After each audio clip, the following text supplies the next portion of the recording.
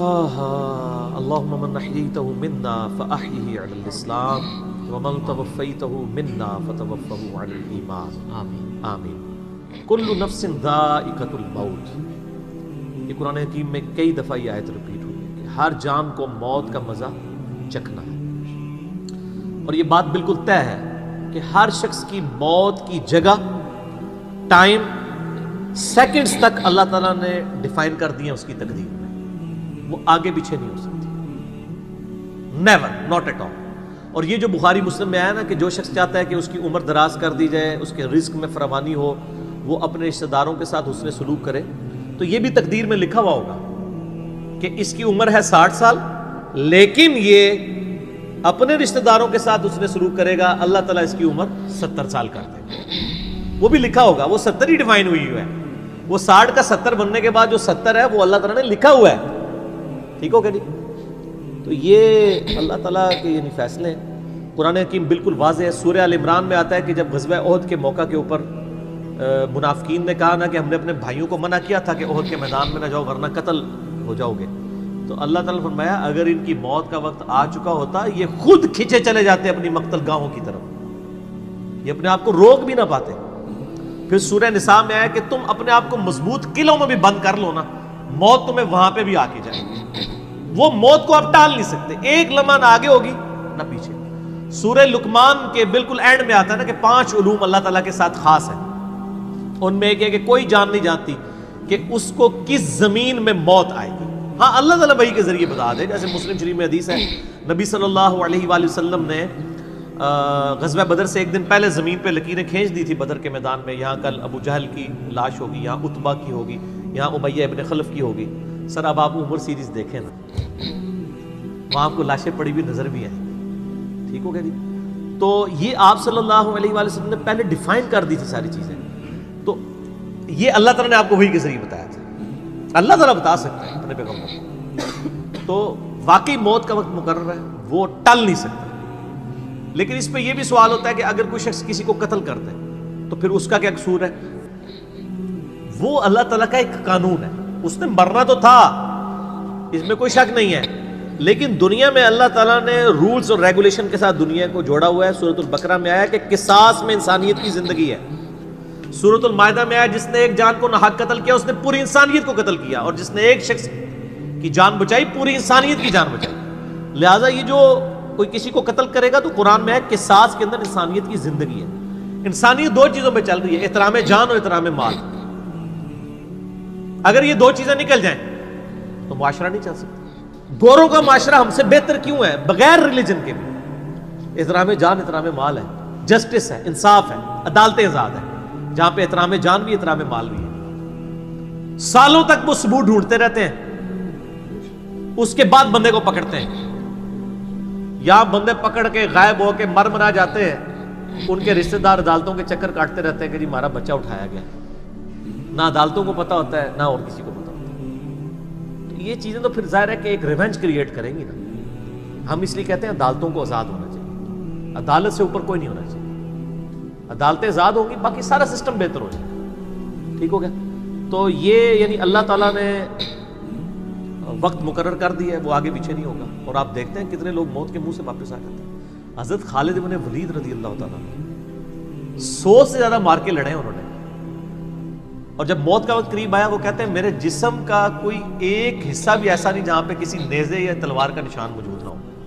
یہ عمر سیریز میں انہوں نے ان کی موت کا وقت فلمایا ہے. ابو دردہ ان کے پاس بیٹھے ہوئے ہیں اور وہ کہتے ہیں دیکھ لو اگر موت میدان جنگ میں آنی ہوتی نا ابو دردہ تو میرے جسم کا ایک حصہ بھی ایسا نہیں جہاں پہ کوئی زخم نہ ہو، اور میں ایک بوڑھے اونٹ کی طرح بستر مرگ پہ مر رہا ہوں. میدان جنگ میں نہیں شہادت ملی. شہادت اتنی آسانی سے نہیں مل جاتی انسان کو. وہ اللہ تعالیٰ جس کے لیے ڈیفائن کرے گا. باقی یہ کہ اللہ تعالیٰ نے ان کو ایک فضیلت دی کہ وہ اللہ کی تلوار تھے. ظاہر تلوار تو ٹوٹ نہیں سکتی تھی. تو جو لوگ اللہ کے لیے زندگی گزارے وہ عام حالت میں بھی مرے، اللہ تعالیٰ ان کو شہادت کو عطا فرما دیتا ہے. میدان جنگ میں جانے سے موت نہیں آتی. کتنے لوگ موت کے منہ سے واپس آتے ہیں. اور سر ایئر کریش میں لوگ بچ گئے ہوئے ہیں، اور تو اور چھوڑ دیں جہاں پہ کوئی انسان امیجن نہیں کر سکتا. کئی بم پھٹتے ہیں، بندے مر جاتے ہیں، کسی عورت نے بچہ اٹھایا ہوا ہے، بچہ سیدھا سلامت مل جاتا ہے وہاں سے. یہ اللہ کے فیصلے ہیں کس کے لیے کیا زندگی رکھی ہے. وہ اسی لیے کہا جاتا ہے نا کہ مارنے والے سے جو بچانے والا جو ہے نا وہ بڑا ہے. یعنی وہ ویسے تو مارنے والا بھی اللہ ہی ہوتا ہے، لیکن وہ اس حوالے سے کہا جاتا ہے کہ دنیا میں اگر کوئی سمجھتا ہے نا کسی شخص کو مار سکتا ہے تو، اور اگر اللہ نے اس کی موت نہیں لکھی ہوئی وہ نہیں ہے. موت انسان کی زندگی کی حفاظت کرتی ہے. سر میری سب سے بڑی محافظ میری موت ہے. اگر میری موت لکھی ہوئی ہے نا 2050 کے اندر، پوری دنیا مل کے بھی مجھے 2049 میں بھی نہیں مار سکتی. آج 2018 میں تو تصور بھی نہیں. اور اگر میری زندگی لکھی ہوئی ہے 2018 میں ختم ہونی، چاہے وہ ایئر کریش کے اندر ہو، چاہے وہ ہارٹ فیٹ کے ذریعے ہو، چاہے وہ گردوں کے فیلئر کے ذریعے ہو، چاہے برین ہیمریج کے ذریعے ہو، کسی بھی ذریعے سے ہو، تو کوئی اسے بڑھا نہیں سکتا. دیکھ لینا آپ پچھلے دنوں کتنا بڑا ایک واقعہ ہوا ہے. یعنی ہمارے پاکستان میں 3 ٹائمز جو پرائم منسٹر رہے ہیں نواز شریف صاحب، ان کی بیوی 1 سال سے زیادہ وینٹیلیٹر کے اوپر رہی ہے. ان کے پاس پیسے کی کوئی کمی تھی؟ علاج کرانے کا کوئی ایشو تھا؟ سب کچھ کروایا، بچا سکے؟ نہیں. غریب آدمی تو کہتا ہے پیسے ہوتے تو شاید بچ ہی جاتا. سر جن کے پاس پیسے ہیں وہ بچا کے بتاتے ہیں. موت کا وقت لکھا ہوا ہے سر، کوئی نہیں ٹال سکتا. صرف پیغمبر کے بارے میں بخاری مسلم میں آتا ہے، عائشہ کہتی ہیں کہ نبی صلی اللہ علیہ وآلہ وسلم فرمایا تھا کہ اللہ تعالیٰ انسان جو پیغمبر ہوتا ہے نا اس کے اوپر یہ آپشن رکھتا ہے کہ وہ چاہے تو ہمیشہ کے لیے زندہ رہے، چاہے اسے موت آ جائے. پیغمبر کے علاوہ کسی اور کے لیے یہ فضیلت نہیں ہے. اور کہتی ہیں کہ بخاری مسلم دونوں میں نے وفات النبی پہ مسئلہ 163 بھی ریکارڈ کروایا، اس میں نے بتایا تھا کہ عائشہ کہتی ہیں نبی صلی اللہ علیہ وآلہ وسلم اپنے موت کے وقت بار بار اوپر سر مبارک یعنی اٹھاتے تھے اور کہتے تھے اللہم الرفیق الاعلیٰ. تو کہتی ہیں میں نے جان لیا کہ حضور اپنی صحت مند زمانے میں کہا کرتے تھے کہ موت کے وقت نبی کے اوپر پیش کیا جاتا ہے، چاہے تو وہ دنیا میں رہے چاہے اسے موت آ جائے. تو مجھے لگتا ہے کہ نبی علیہ السلام پہ اس وقت آفر وہ پیش کی جا رہی ہے اور آپ کہہ رہے ہیں اللہ مجھے رفیق الاعلیٰ کے ساتھ ملا لے. تو میں نے کہا مجھے اب پتہ چل گیا کہ آپ صلی اللہ علیہ وسلم کو یعنی وفات ہو جائے گی آپ کی. یہ نبی کے لیے خاص ہے اور کسی کو کوئی آپشن نہیں ملتا. وہ بخاری مسلم میں موجود ہے نا حدیث، حضرت موسیٰ علیہ السلام کے پاس حضرت اسرائیل علیہ السلام. اسرائیل کا لفظ تو یعنی تفسیر تبری میں اور یہودیوں کے ہاں ملتا ہے، یہ بنی اہل سنت کے ہاں بھی رناؤنڈ ہے. اصل میں لفظ ہے ملک الموت، دونوں لفظ ٹھیک ہے. ملک الموت علیہ السلام حضرت موسیٰ علیہ السلام کے پاس گئے، انہوں نے آگے سے تھپڑ مار دیا، ان کی آنکھ نکل گئی، انسانی شکل میں آئے تھے. تو وہ اللہ تعالیٰ کے پاس شکایت لے کے گئے کہ تو مجھے اس شخص کے پاس بھیج رہا ہے کہ جو مرنا نہیں چاہتا. اللہ تعالیٰ نے فرمایا اس کو جا کے کہو کہ تم جو ہے وہ بیل کی پشت کے اوپر ہاتھ رکھو، تمہارے ہاتھ کے نیچے جتنے بال آ جائیں گے نا اتنے سال بھی زندگی تمہاری اور بڑھا دی جائے، سینکڑوں سال. تو حضرت موسیٰ نے کہا اس کے بعد ان کا اس کے بعد موت، کل نفس ذائقۃ الموت، موت تو سب کو آنی ہے، ایک ہی ہے جسے موت نہیں آنی. یا حی یا قیوم برحمتک استغیث، اے خود سے زندہ اور ہر چیز کو تھامنے والے، باقی وہ سب کو موت آنی ہے. تو انہوں نے کہا پھر بعد میں آنی ہے تو ابھی کیوں نہیں؟ موت نہیں کوئی ٹال سکتا سر، ورنہ پیغمبروں کے لیے ٹل جاتی. وہ پیغمبروں کو جو آفر بھی لگائی گئی ہے وہ یہ نہیں ہے کہ ہمیشہ زندہ رہیں گے، نہیں، قیامت تک، قیامت میں تو سب کو موت آ ہی جانی ہے. ٹھیک ہے. اور پھر ایک وہ وقت بھی ہوگا جب اللہ تعالیٰ پوچھے گا لمن الملک اليوم، تو کوئی جواب دینے والا نہیں ہوگا، سب کو موت آ چکی ہوگی، سارے فرشتے، جنات، انسان، مخلوقات. اللہ خود ہی جواب دے گا للہ الواحد القہار، سورہ المومن میں آتا ہے. آج کے دن اس واحد قہار کی حکومت ہے. پھر اللہ تعالیٰ پوچھے گا کہاں ہے آج وہ جابر حکمران، بڑے بڑے بادشاہ کدھر ہیں؟ تو اللہ کے لیے کوئی مسئلہ ہے کسی کو یعنی پلک جھپکنے میں مسل دینا؟ تو موت اللہ تعالیٰ نے ڈیفائن کی. اور موت کیا، آپ کو جو تکلیفیں پہنچتی ہیں سر وہ بھی ڈیفائن ہے. قرآن میں وَلَنَبْلُوَنَّكُمْ بِشَيْءٍ مِّنَ الْخَوْفِ وَالْجُوعِ وَالنَّقْصِ مِّنَ الْأَمْوَالِ وَالْأَنفُسِ وَالثَّمَرَاتِ، ہم ضرور تمہیں آزمائیں گے تھوڑے سے خوف سے، بھوک سے، جان اور مال میں نقصان سے، پھر چیک کریں گے کون ہے صبر کرنے والا.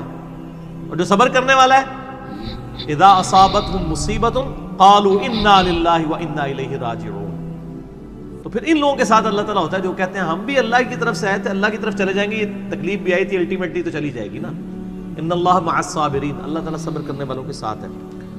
اس حوالے سے ایک آیت قرآن حکیم کی بڑی کریٹیکل ہے، مجھے ضمناً یاد آ گئی، سورہ الحدید کے اندر ہے. بہت کرٹیکل آیت ہے، اور یہ ٹاپک قرآن حکیم میں صرف سورہ الحدید کے اندر ہی ایڈریس ہوا ہے، اور جس طریقے سے یہ شد و مت کے ساتھ بیان ہوا ہے نا،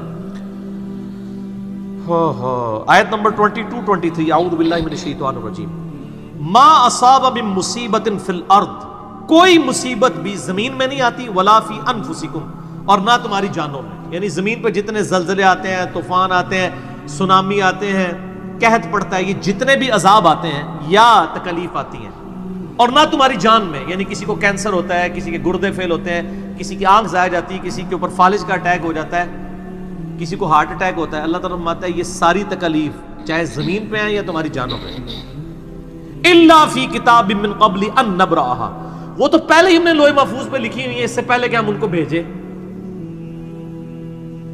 ڈیفائن ہے، ہونا ہے کہ فلاں تاریخ کو اتنے بجے اس کے ساتھ یہ ہوگا، یہ ڈیفائن ہے۔ ان ذالک علی اللہ یسیر، بے شک یہ اللہ کے لیے بہت آسان ہے، ٹینشن نہیں لینی کہ یار یہ کیسے ہو سکتا ہے کہ پہلے ہی پتا ہو، اربوں انسانوں کے ساتھ اربوں واقعات، اور صرف انسان نہیں باقی مخلوقات کے ساتھ، اللہ فرماتا ہے میرے لیے تو آسان ہے، لیکن اس کی ریزن بتائیے کیوں ہے، لِكَيْ لَا تَأْسَوْا عَلَى مَا فَاتَكُمْ، یہ ہم نے اس لیے کیا تاکہ جو تم سے بات، جو نعمت تم سے چھن جائے تم اس کے اوپر افسوس نہ کرو، وَلَا تَفْرَحُوا بِمَا آتَاكُمْ، اور نہ تم شیخی بگاڑو جو تمہیں نعمت ملے اس کے اوپر، اچھائی ملے تو یہ نہ کہو بڑا میرا کمال ہے، وہ تقدیر میں تھی، ملنی تھی، اور اگر کوئی چیز چھن جائے تو افسوس نہ کرو، واللہ لا يحب كل مختال فخور، اللہ تعالیٰ کو شیخی بگاڑنے والے پسند نہیں ہے۔ یہ آیت نمبر 22-23 بتا رہی ہے سورۃ الحدید کی کہ زمین و آسمان پہ جتنی بھی تکلیف انسانوں پر، جنات پر، جانوروں پر آتی ہیں وہ ڈیفائنڈ ہے، اور انہی تکلیف میں سے ایک بڑی تکلیف موت ہے، وہ بھی ڈیفائنڈ ہے، وہ کوئی ٹال نہیں سکتا، کوئی کسی کی موت کو ٹال نہیں سکتا، اور نہ کوئی کسی شخص کو موت دے سکتا ہے۔ آپ دیکھیں لوگوں نے کتنی ایفرٹس کی ہیں، خود ہمارے نبی صلی اللہ علیہ وآلہ وسلم پہ کس قسم کی ایفرٹس کی گئی ہیں، اللہ تعالیٰ نے آپ کو کس طریقے سے مکے سے نکال کے مدینے تک پہنچا دیا، اور وہ بخاری مسلم میں بڑی مشہور حدیث ہے، آپ تو درخت کے نیچے آرام کر رہے تھے، تلوار سائیڈ پہ لٹکائی ہوئی تھی، ایک عرابی آیا دشمن، اس نے موقع غنیمت جانا کہ آپ سوئے ہوئے ہیں، اس نے تلوار اٹھائی اور نبی صلی اللہ علیہ وسلم کے یہاں پہ رکھ دی اور کہا محمد آج تجھے میرے ہاتھوں سے کون بچائے گا؟ تو نبی صلی اللہ علیہ وسلم نے کوئی کانفیڈنس لوز نہیں کیا، ان کو پتا تھا والذی ارسل رسولہ بالہدی ودین الحق لیظہرہ علی الدین کلہ، اللہ نے اپنے نبی کے پیچھے اللہ ہے، ان کا اللہ بچائے گا، اللہ جب سنا اس کے ہاتھ کانپنے شروع ہو گئے، اس کے ہاتھ سے تلوار ہی گر گئی، نبی علیہ السلام نے وہ تلوار اٹھائی اور کہا اب تجھے میرے ہاتھوں سے کون بچائے گا؟ یہ بخاری مسلم دونوں میں یہ واقعہ، اس نے کہا آپ تو معاف فرمانے والے ہیں، درگزر فرمانے والے ہیں، تو یعنی آپ کے وہ حسن اخلاق سے پھر متاثر ہوا، مسلمان ہو گیا۔ مسئلہ یہ ہے کہ یہ کانفیڈنس آپ کو ہونا چاہیے۔ بخاری مسلم میں حدیث ہے کہ غزوہ حنین کے موقع پر کچھ صحابہ کی زبان سے نکل گیا کہ بدر میں تو 313 تھے، غالب آ گئے تھے، آج تو ہم 12,000 ہیں، کافر تو بڑے تھوڑے ہیں، اور یہ ذکر سورۃ الانفال میں آیا غزوہ حنین کا، یہ فتح مکہ کے بعد بھی ہوئی تھی یہ جنگ، مشرکین عرب سے آخری جنگ قبیلہ حوازن کے خلاف۔ اللہ کا ماتا جب تم نے یہ جملہ بولا نا پھر تمہیں بھاگنے کی جگہ نہیں ملتی تھی، حوازن کے لوگوں نے جب تیر چلائے تو 12,000 میں سے صرف 80 بندے نبی علیہ السلام کے ساتھ رہ گئے، باقی سب بھاگ گئے۔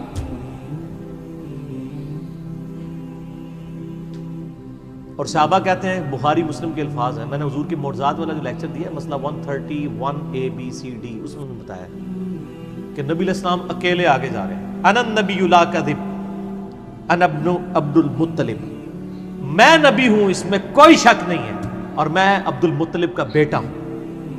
یہ رڈز پڑھتے ہوئے آپ صلی اللہ علیہ وسلم اکیلے آگے جا رہے ہیں، اور آپ صلی اللہ علیہ وسلم نے زمین سے یوں مٹھی بھری کنکریوں کی اور یوں کافروں کی طرف، اور فرمایا چہرے مسخ ہو جائیں، آنکھیں اندھی ہو جائیں، اور سب کی ہو گئی، مسلمانوں کو فتح ہو گئی، اور اسی کا ذکر ہے وما رمیت اذ رمیت ولکن اللہ رمی، اے نبی جو آپ نے کنکریاں پھینکی تھی وہ آپ نے نہیں پھینکی تھی، وہ اللہ نے پھینکی تھی، یعنی اللہ کا پیچھے ڈیوائن ڈیسیژن تھا۔ تو کافروں کے خلاف فتح ہو گئی مسلم، یعنی نبی علیہ السلام کا کانفیڈنس لیول یہ تھا کہ اکیلے جا رہے ہیں، یہ نہیں دیکھ رہے کہ ہزاروں لوگ میرا ساتھ چھوڑ گئے ہیں، اکیلے فرنٹ سے لیڈ کر رہے ہیں. تو جن لوگوں کو یعنی اللہ پر یقین ہوتا ہے نا، ان کی یہی حالت ہوتی ہے، اور یہی صحابہ کرام کا یعنی یقین کامل تھا. اس لیے آپ دیکھیں نا، آپ عمر سیریز میں دیکھیں گے حضرت خالد ابن ولید جنگ یمامہ میں جب مسلمانوں کو شکست ہونے لگتی ہے اکیلے آگے جاتے ہیں.